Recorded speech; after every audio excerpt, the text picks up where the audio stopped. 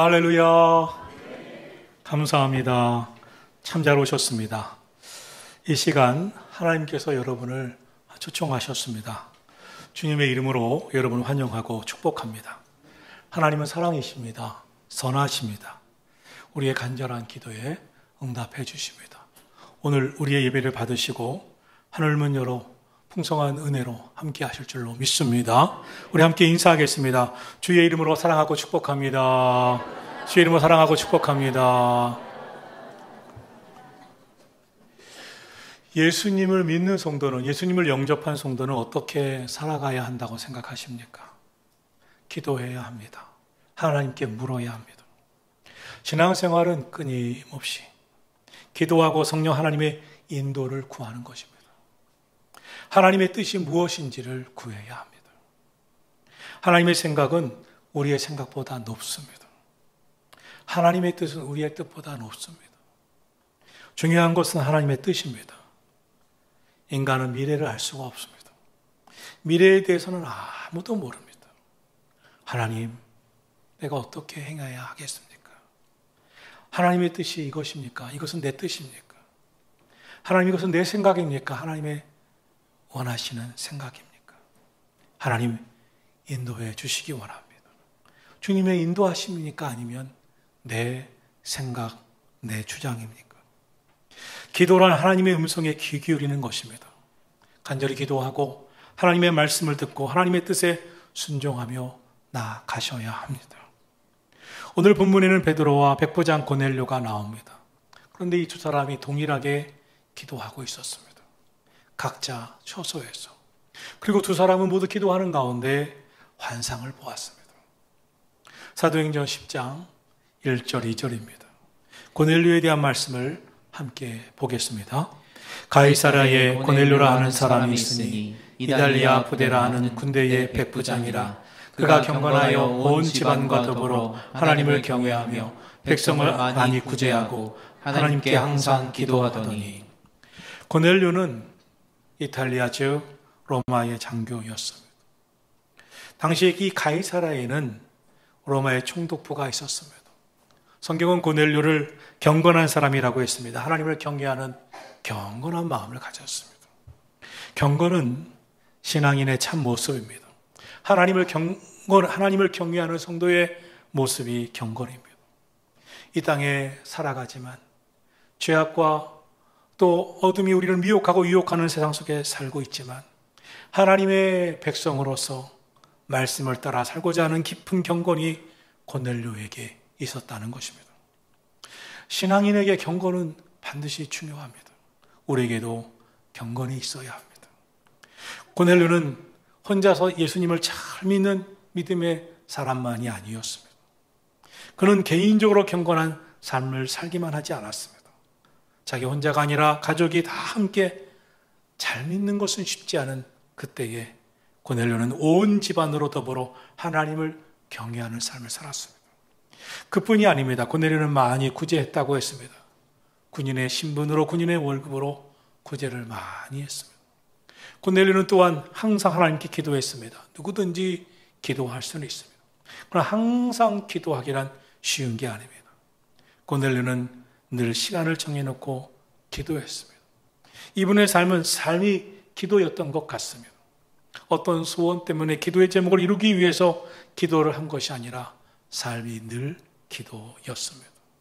삶의 기도인 사람은 사람을 만날 때도 기도하며 만납니다. 주님, 내가 이 사람을 만나는 게 주님의 뜻입니까? 주님의 뜻이라면 나의 삶을 통하여 예수님의 모습을 보여줄 수 있게 하여 주옵소서. 우리는 순간순간 무슨 결정을 하게 됩니다. 주님, 내 선택과 결정을 어떻게 하기를 원하십니까? 하나님의 뜻을 알려주시옵소서. 기도하면서 선택하고 결정하는 사람이 바로 고넬료였던 것입니다. 기도하는 사람은 조급하지 않습니다. 기도하는 사람은 겸손합니다. 교만한 사람은 조급합니다. 절대 기도하지 못합니다. 자기 생각이 제일이니 자기 생각이 떠오르면 조급하게 행동으로 밀어붙이려고 합니다. 자기가 잘났으니 하나님 앞에 무릎 꿇고 기도하는 게 쉽지 않습니다. 하나님 앞에 무릎 꿇고 기도하는 것은 믿음과 겸손입니다. 오늘 성경에 보면 제9시 9시에 기도했다고 그랬습니다. 제9시란 유대인의 시간으로 오후 3시를 말합니다. 군인이었던 신분의 그 시간은 훈련을 했을 수도 있고 사람들과 어울릴 수도 있고 일도 할 수 있었을 것입니다. 그러나 그는 하나님과 약속한 시간이었기 때문에 그 약속한 기도 시간에 그는 기억하고 기도할 수 있는 사람이었습니다. 그리고 고넬료는 기도하는 가운데 환상을 보았습니다. 3절입니다. 다 같이 보겠습니다. 하루는 제9시쯤 되어 환상 중에 밝히 보매 하나님의 사자가 들어와 이르되 고넬료야 하니. 여러분, 환상은 어떻게 볼까요? 하나님의 음성은 어떻게 들을까요? 만약 기도하지 않는다면 어떻게 하나님의 음성을 듣고 환상을 볼 수 있나요? 하나님께 마음을 드려야 합니다. 시간을 드려야 합니다. 간절히 기도해야 합니다. 간절한 기도를 드리면 하나님께서 찾아오십니다. 하나님의 말씀 성경을 읽고 묵상하면 하나님이 찾아오셔서 깨닫게 해주시고 말씀해 주십니다. 고넬료가 기도 중에 환상을 보았습니다. 그리고 하나님의 사자가 이렇게 말씀하는 것을 듣습니다. 천사가 말합니다. 5절입니다. 다 같이 보겠습니다. 내가 지금 사람들을 요빠에 보내어 베드로라 하는 시몬을 청하라.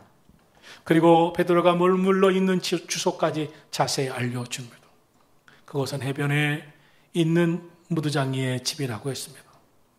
천사가 고넬료를 만나고 떠나자 고넬료는 곧바로 그 말씀하신 대로 경건한 하인 하나를 불러 요빠로 보냅니다. 천사가 말한 대로 베드로는 시몬이라고 하는 무두장이의 집에서 거하고 있었습니다. 그리고 베드로 역시 그 시간에 기도하고 있었습니다. 사도행전 10장 9절입니다. 보겠습니다. 이튿날 그들이 길을 가다가 그 성에 가까이 갔을 그때에 베드로가 기도하려고 지붕에 올라가니 그 시간은 제6시더라. 베드로가 기도하는데 환상이 보이기 시작했습니다. 하늘에서 하나의 그릇 보자기 같은 게 내려왔습니다. 그 안에는 땅에 있는 각종 네발 가진 짐승들과 기는 것과 공중에 나는 것들이 들어있었습니다. 성경 구약의 레위기에는 이것들을 다 먹지 말라고 금한 것들이었습니다.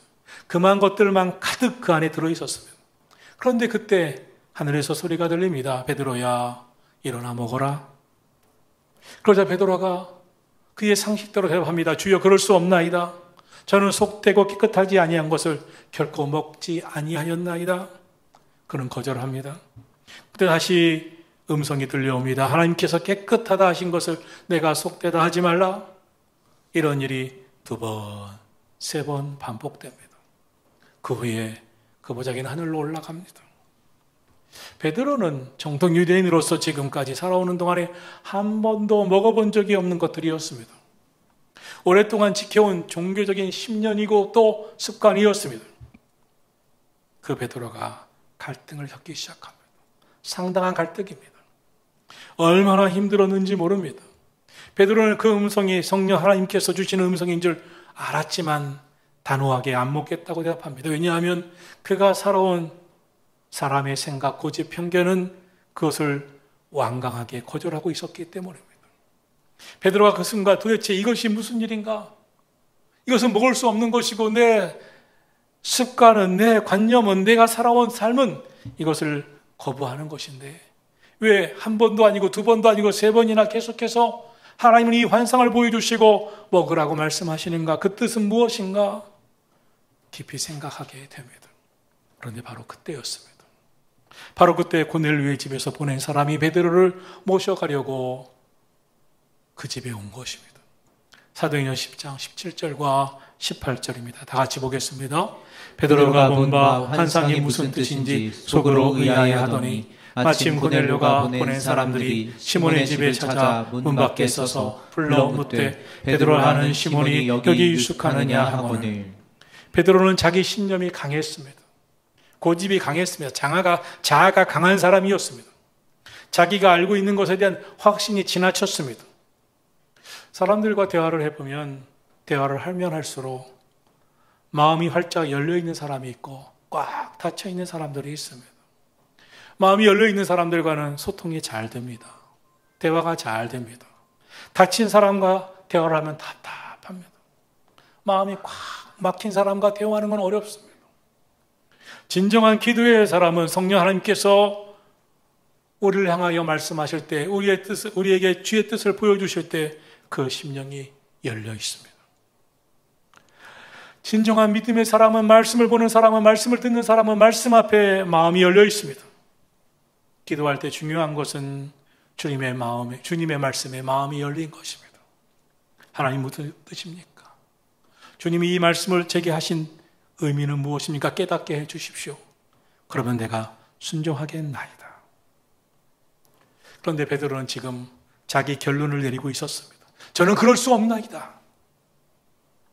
그러나 그럴 수 없을 정도로 그는 살아온 삶의 습관이 그것을 거부하고 거절했지만 지금 그 앞에 보여지고 있는 기도 중에 나타난 환상은 그의 마음을 매우 흔들리게 만들었습니다. 갈등하게 만들었습니다.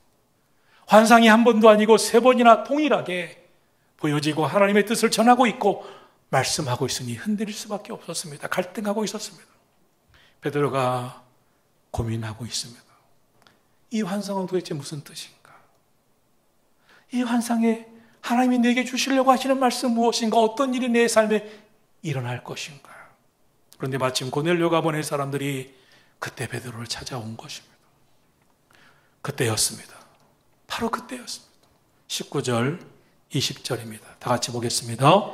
베드로가 그 환상에 대하여 생각할 때 성령께서 그에게 말씀하시되 두 사람이 너를 찾으니 일어나 내려가 의심하지 말고 함께 가라. 내가 그들을 보내었느니라 하시니. 성령께서 베드로에게 아주 구체적으로 말씀해 주십니다. 19절에 이 말씀. 환상에 대하여 생각하고 있었습니다. 도대체 이 의미가 뭔가, 무슨 말씀을 하나님이 내게 하시려고 하시는가? 그런데 그때 성령께서 그에게 아주 분명하게 말씀하십니다. 의심하지 말아라. 함께 가라. 내가 그들을 너희에게 보내었느니라. 이 19절이 너무나 중요합니다. 베드로는 이 환상을 통하여, 그리고 성령께서 주시는 그 말씀을 통하여 고넬료의 집으로 가라고 하는 것임을 분명히 알게 됩니다. 그리고 곧바로 그 사람들과 함께 고넬료의 집으로 나아갑니다. 이것은 결코 우연이 될 수 없는 일입니다. 로마의 군인 장교가 고넬료가 유대인, 정통 유대인이며 예수님의 수제자인 베드로와 만날 수 있는 가능성은 전혀 없는 시대였습니다. 마주칠 수 있는 상황이 없었습니다. 그런데 베드로와 고넬료가 각각 자기 처소에서 기도하는데 환상을 봅니다. 그 환상이 이렇게 이끌어갑니다. 그리고 그들이 만나게 됩니다. 이처럼 하나님으로부터 분명한 지시가 있었기에 정통 유대인인 베드로가 그가 살아온 삶에 한 번도 있을 수 없었던 이방인인 고넬료의 집으로 가게 된 것입니다. 만약 하나님께서 환상을 통해서, 성령께서 말씀을 통하여 베드로에게 하나님의 뜻을 보여주시지 않았다면 베드로는 결코 고넬료의 집에 가지 않았을 것입니다. 정통 유대인들은 이방인과 함께 식사하고 이방인의 집에 들어가는 것을 마치 죄라고 생각했습니다. 자기가 더럽혀지는 것이라고 생각했던 사람들이었습니다. 그런데 이 정도가 아니라 이방인들에게 하나님의 말씀을 전해야 한다니, 그 당시까지는, 그 시점까지만 해도 복음은 이방인들에게 전파되지 않았습니다. 그 당시 그 시점까지만 해도 베드로에게, 이방인들에게 하나님의 말씀을 전한다는 것은 상상도 못했습니다. 더군다나 성령이 임한다는 것은 도무지 믿겨지지 않는 일이었습니다. 그런데 하나님께서 아주 분명하게 말씀하고 사인하셨기 때문에 고넬료가 그의 집으로 갑니다. 그리고 말씀을 전합니다. 베드로가 고넬료의 집에 도착하여 보니 많은 사람들이 베드로를 기다리고 있었습니다. 24절을 보겠습니다. 이튿날 가이사라에 들어가니 고넬료가 그의 친척과 가까운 친구들을 모아 기다리더니, 고넬료는 예수님의 제자인 베드로가 올 것을 초청하고 기대하면서 그의 일가 친척을 불러 모았습니다. 친한 친구들을 불러 모았습니다. 자기의 집으로 다 불렀습니다. 그는 자기 자신만이 아니라 자기의 가족과 일가 친척들과 친구들까지 함께 하나님의 말씀을 듣기를 원했습니다. 그리고 함께 구원받기를 간절히 원했습니다. 함께 은혜 받기를 원하는 마음을 간절히 가졌습니다. 그래서 그들을 초청합니다. 사랑하신 성도 여러분, 여러분의 마음에도 이런 고넬료와 같은 마음이 있기를 축원합니다. 나만이 아니라 온 가족이, 일가 친척이, 사랑하는 친구들까지 함께 구원받기를, 은혜 받기를, 주님 만나기를 원했던 그 마음. 베드로는 이 이방인의 집에 찾아온 그 경위를 말하기 시작합니다. 유대인으로서 이방인과 어울리고 그 집에 찾아가고 교제하며 가까이 하는 것은 저희에게는 위법입니다. 율법적으로 허용할 수 없는 것입니다. 그런데 하나님께서 아주 분명하게 말씀하시고 지시하셨기 때문에 내가 여기에 왔습니다. 그러자 고넬료도 대답합니다. 제가 나흘 전 이맘때 기도하는데 갑자기 빛난 옷을 입은 한 사람이 제게 찾아와 말하기를 베드로 사도가 있는 곳을 알려주셨습니다. 그래서 베드로 사도를 여기에 모셨습니다. 당신이 전해주고자 하시는 하나님의 말씀을 듣고자 우리가 다 여기 모였습니다. 우리는 하나님을 믿어왔지만 하나님을 잘 모릅니다. 말씀을 잘 모릅니다. 정말 잘 알고 싶습니다. 여기서 베드로는 하나님께서 보여주신 환상의 의미가 무엇인지, 하나님께서 왜 여기까지 인도하셨는지, 성령께서 말씀하신 뜻이 무엇인지 깨닫기 시작합니다. 그리고 34절에서 이런 고백을 합니다. 34절입니다. 베드로가 입을 열어 말하되 내가 참으로 하나님은 사람의 외모를 보지 아니하시는 줄을 알았나이다. 하나님은 사람의 외모를 보지 않으시고 유대인이나 이방인이나 하나님을 경외하며 정말 의를 행하기 원하는 사람을 다 받으시는 분이십니다. 이 사도행전 10장은 새로운 시대가 열림을 선포하고 있는 겁니다. 이 이전까지는 복음은 유대인들에게만 국한되어 있었습니다.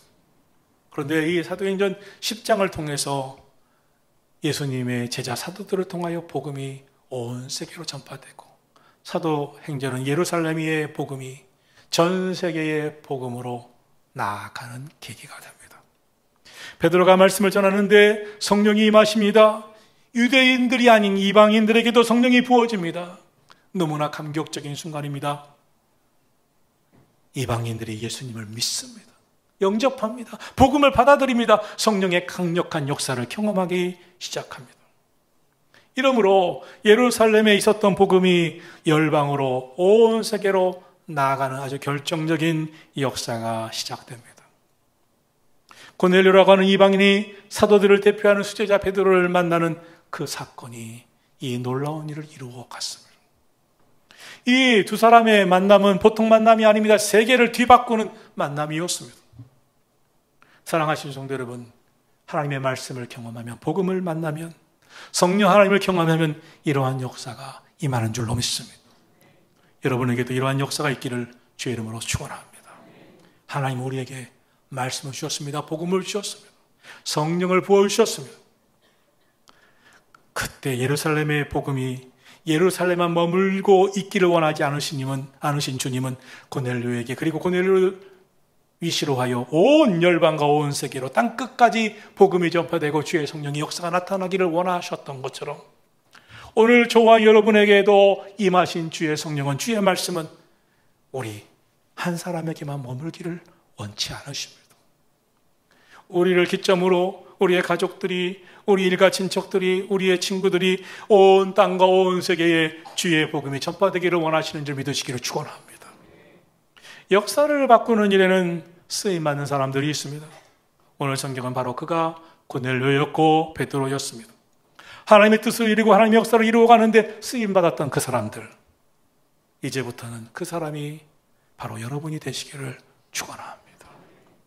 고넬료라는 사람을 하나님이 쓰셔서 이방인에게 복음의 문을 크게 열어주십니다. 성령의 역사를 보여주십니다. 그런데 성경을 우리가 읽어오면서 깨달은 바가 있을 겁니다. 고넬료라는 사람을 통해서 복음의 문이 열리고 성령의 역사가 일어난 거기에는 고넬료와 베드로의 규칙적인 항상 드린 기도 생활이 전제되어 있었다는 것입니다. 기도했습니다. 기도 중에 환상을 보았습니다. 그리고 성령께서 하신 말씀을 고넬료나 베드로는 그 말씀에 귀 기울이고 순종합니다. 사랑하신 성도 여러분들, 깨어 기도하시기를 축원합니다. 하나님 말씀해 주옵소서. 주의 종이 듣겠나이다. 내가 어떻게 하리이까? 주여 말씀하여 주옵소서. 그리고 성령께서 하시는 말씀에 귀 기울이고 그 말씀을 따라가시고 순종하시기를 축원합니다. 다음 주일은 우리 선한 목자교회 창립 22주년 기념주일입니다. 저는 22년 전에 무척 고민하고 있었습니다. 미국에서 이민 목회를 하다가 귀국했습니다. 한국에서 육군 군목으로 강원도에서 5년여 목회를 하다가 서울에서 부목사를 하고 미국 이민교회 목회를 했습니다. 그리고 귀국했습니다. 그때 저의 목회 임지는 정해져 있었습니다. 그런데 한국에 귀국한 후에 목회 임지가 막혔던 것을 알았습니다. 목회 임지가 막혀서 저는 기도원에 들어가 기도할 수밖에 없었습니다. 하나님 앞에 하나님의 뜻은 무엇입니까? 금식하고 기도하였습니다. 그때 하나님께서 개척을 말씀하시기 시작했습니다. 너무나 두렵고 놀라운 말씀이었습니다. 생각해 본 적도 없었습니다. 그런데 하나님께서 개척교회에 대한 말씀을 하셨습니다. 그리고 아직까지 들어본 적도 없는 평택에 대한 말씀하셨습니다. 그것도 평택도 겨우 들어봤는데 안중에 대해 말씀하셨습니다. 안중은 제 생각에 안중에도 없었습니다. 그래서 누구 하나 한 사람도 알지 못했던 이 안중에 왔습니다. 안중이 어떤 것인가 리서치하기 위해서 왔습니다. 그런데 마침 상가 하나가 임대하고 있었습니다. 아마 그때 많은 상가가 임대했을 수도 있습니다. 그런데 제 눈에는 상가 하나가 임대하는 것밖에 보이지 않았어요. 선뜻 제가 가진 얼마 안 되는 돈에서 100만 원을 찾아다가 계약을 했습니다. 그런데 그 후가 문제였습니다. 며칠 지나서 정식 계약을 하러 오겠습니다. 했지만 그 금액은 준비할 수 없는 상황이었습니다. 할 수 있는 것은 기도뿐이었습니다. 계약하겠다고 한 날짜가 너무나 가까이 왔습니다. 가계약한 돈만 잃을 순간이었습니다. 시간이 얼마 안 남았습니다. 하나님 앞에 기도하고 매달릴 뿐이었습니다. 그런데 기가 막힌 기적 같은 순간 하나님이 다 이끌어 주시고 인도해 주셨습니다. 이제 개척교회를 시작했습니다. 그 순간 하나님의 은혜에 감사하고 감격할 날도 얼마 되지 못하고 그 후 매 순간이 위기였습니다. 그런데 매 순간의 위기는 기적으로 바뀌었습니다. 매 순간이 두려움이었습니다. 그런데 그 순간은 하나님의 인도하심으로 바뀌었습니다. 주님의 뜻을 묻고 물어야 했습니다. 기도하고 기도해야 했습니다. 그리고 또 순종해야 했습니다.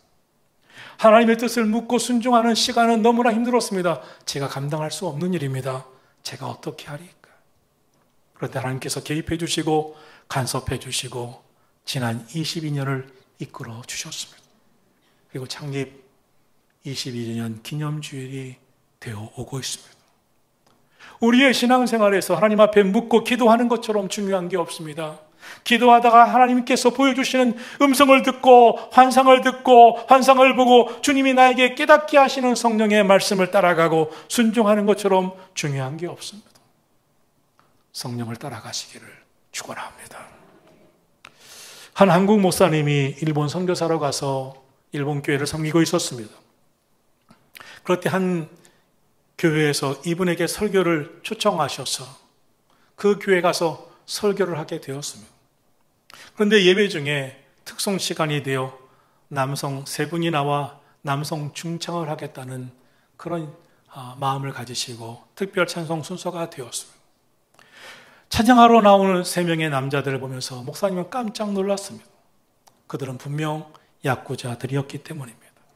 큰 체구에다가 그들의 걸어오는 그 자세가 분명히 했고 입고 있는 옷이 라운디 티였습니다.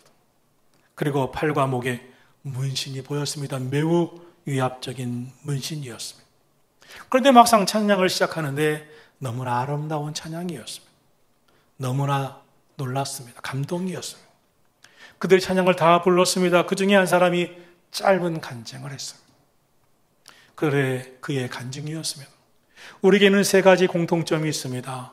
첫째는 우리가 다 약구자였다는 사실입니다. 둘째는 우리의 아내들은 다 한국 사람이라는 사실입니다. 우리의 아내 셋은 다 예수님을 잘 믿는 사람들이었습니다. 그리고 남편을 위하여 우리를 위하여 기도를 참 많이 했습니다. 목숨 걸고 기도했습니다. 우리 아내들은 허구한 날 금식하며 우리를 위해 목숨 걸고 기도해서 결국 우리는 예수님을 믿고 영접하게 되었습니다. 셋째는 하면서 세 사람이 다 같이 왼손을 들었습니다. 그런데 왼손을 들었는데 왼손 새끼손가락이 다 없었습니다. 그것이 무엇을 의미하는지는 그 자리에 있는 일본 사람들은 너무나 잘 알고 있어서 다 숙연해졌습니다. 예수님 믿고 구속하신 은혜를 깨닫고 보니 우리는 더 이상 약구자로 살 수가 없었습니다. 비록 우리가 이미 약구자의 중간 간부였지만 이 생활은 안정적이었고 이제는 우리에게도 위치가 있었지만 더 이상은 할 수가 없었습니다. 그래서 약구자 두목에게 찾아갔습니다. 이 조직에 더 이상 몸담을 수 없다고.